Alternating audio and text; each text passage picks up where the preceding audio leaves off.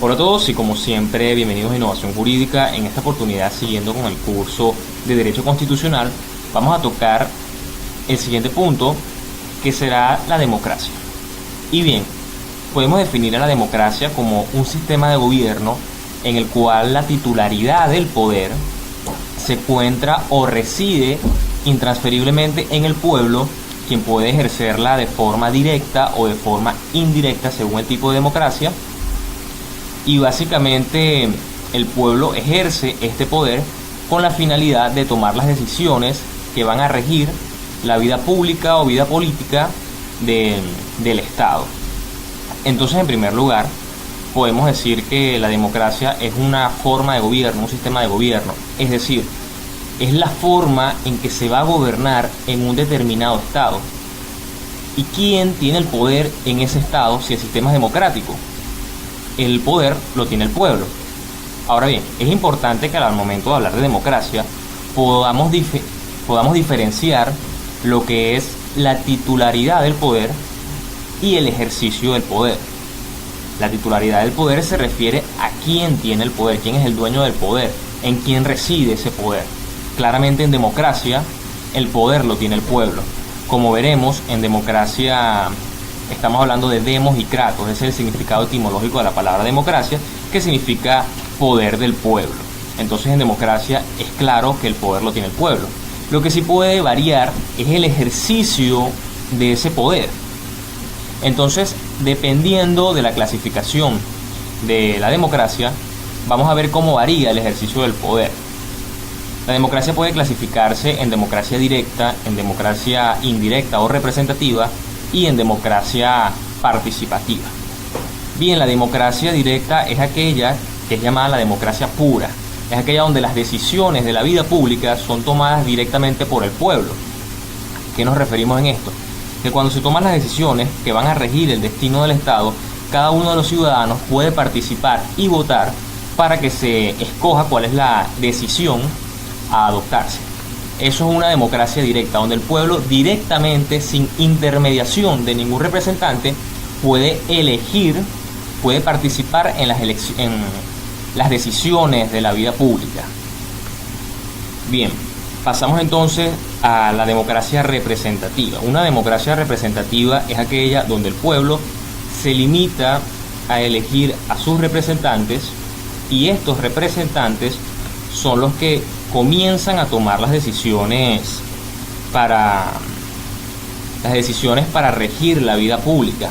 En este sentido, el poder lo tiene el pueblo, pero lo ejerce de forma indirecta a través de sus representantes, pues estos representantes han sido escogidos por el pueblo y están legitimados por estos para ejercer el poder que ciertamente sigue siendo perteneciente al pueblo. Entonces, como vemos, en la democracia representativa, el pueblo directamente lo que hace es elegir a los representantes, pero son estos los que van a terminar ejerciendo el poder público, tomando las decisiones de la vida pública.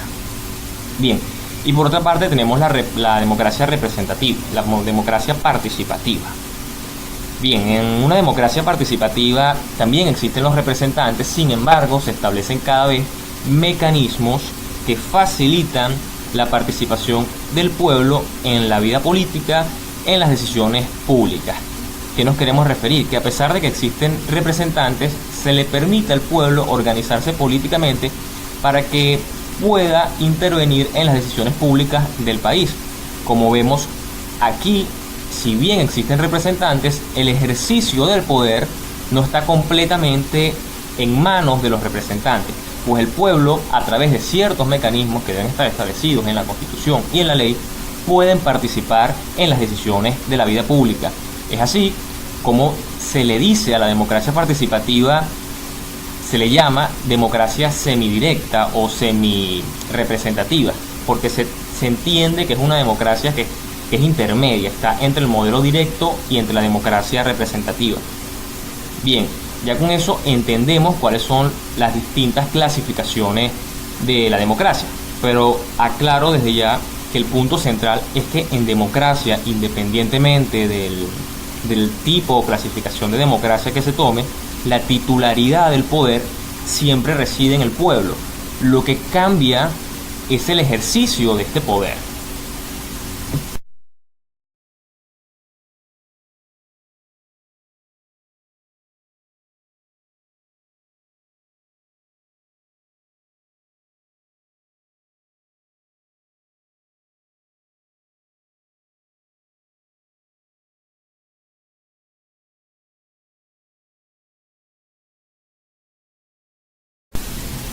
Bien, vamos a proseguir con este video y ahora vamos a hablar sobre los principios que deben existir para poder hablar de la existencia de un sistema democrático. En primer lugar, la soberanía popular. Esto se refiere a que, como en democracia el poder reside intransferiblemente en el pueblo, debemos entender que la soberanía le pertenece al pueblo. Es decir, ese máximo poder que está sobre todo, que consiste en imponer tu autoridad sobre un territorio determinado y sobre un grupo de personas determinadas, que se llama soberanía, reside en el pueblo. Entonces, cuando hablamos de soberanía popular, nos referimos a que la soberanía reside en todo el pueblo, no en un grupo parcializado del pueblo, ni en los representantes. En eso consiste la soberanía popular. De seguida viene el principio de la mayoría y el respeto de las minorías. ¿Qué significa esto? Se busca, evidentemente, el acuerdo del pueblo, que es el soberano, a la hora de tomar una decisión. Pero es probable que la unificación del criterio de todo el pueblo, de todo el soberano, sea una tarea imposible. Entonces, ¿qué se hace? Se dice que en democracia la mayoría decide el destino del país. Por lo tanto, lo que decida la mayoría es vinculante tanto para la mayoría misma, como para la minoría y como para aquellos que no han decidido votar. Entonces, en democracia la mayoría decide el destino del país. Este principio se llama la regla de la mayoría y el respeto de la minoría, porque a pesar de que la mayoría tiene el poder de decidir el destino del país, porque las decisiones públicas se adoptan conforme al deseo de la mayoría, se debe respetar a la minoría. La mayoría no debe realizar actos que vulneren los derechos de la minoría. Se debe permitir inclusive la existencia política de una minoría, permitiéndole inclusive que en algún momento esta minoría se convierta en una mayoría, porque como sabemos, el criterio del pueblo puede ir cambiando y pueden que estos grupos minoritarios en algún momento se conviertan en la nueva mayoría. Bien, pasamos al siguiente principio, que es el principio del pluralismo político y la tolerancia. Se refiere que en democracia se debe permitir la diversidad de pensamientos, la diversidad de opiniones políticas. Por lo tanto, en democracia no se puede imponer un solo pensamiento político a todo el pueblo. ¿Por qué se hace esto? Porque entendemos que cada individuo tiene una forma de pensar distinta, y como en democracia el poder lo tiene todo el pueblo, cada persona con sus diferencias particulares tiene derecho a opinar distinto, y por lo tanto se consagra el pluralismo político, que cada quien tiene derecho a tener una opinión política distinta y se debe permitir esto. Asimismo, este principio también nos habla de la tolerancia, es decir, que las personas que pertenecen a un pensamiento político deben tolerar los demás pensamientos políticos.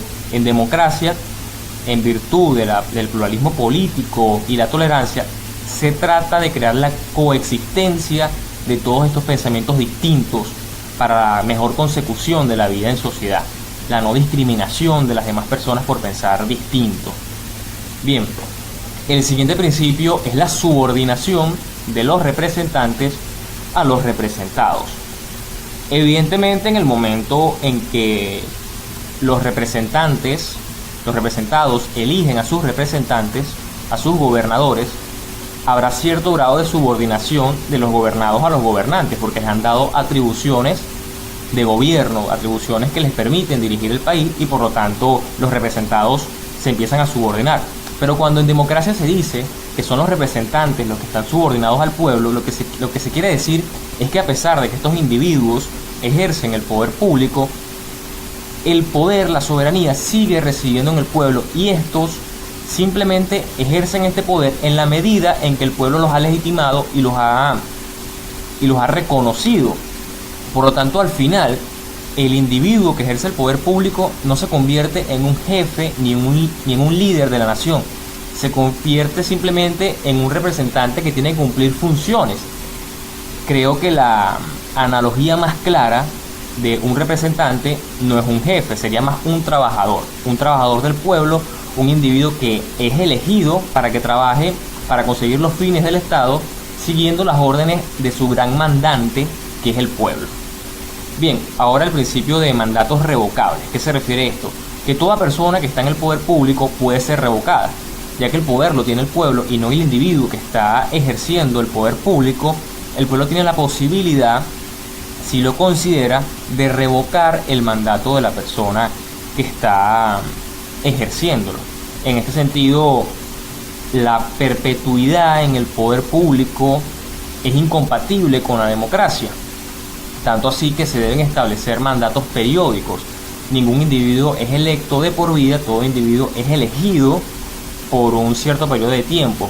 Y aún más que eso, se establecen en democracia, pueden establecerse mecanismos que le permitan al pueblo revocar al individuo inclusive antes del cumplimiento del mandato para el cual fue electo. Bien, el próximo principio es el principio participativo o el principio de la participación popular, que se refiere a que si bien el poder es entregado a los representantes para que gestionen todo lo relativo a las decisiones de la vida pública, el pueblo tiene derecho a participar en las actividades públicas, en la toma de decisiones que regirán la vida pública del país.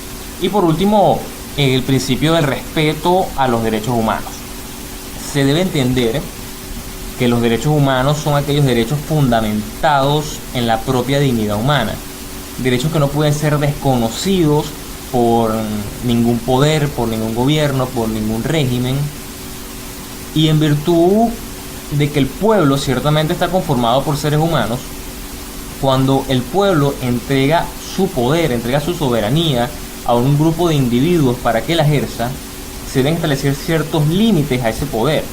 Y uno de los límites que se le establece al ejercicio del poder es el respeto a los derechos humanos. Los gobernantes no pueden realizar actos que menoscaben los derechos humanos del pueblo. Asimismo, ya que este principio dice respeto a los derechos humanos, debemos entender que también en un sistema democrático no solo debe haber un respeto de los representantes hacia el pueblo, sino que el mismo pueblo debe respetar los derechos humanos de sus cohabitantes.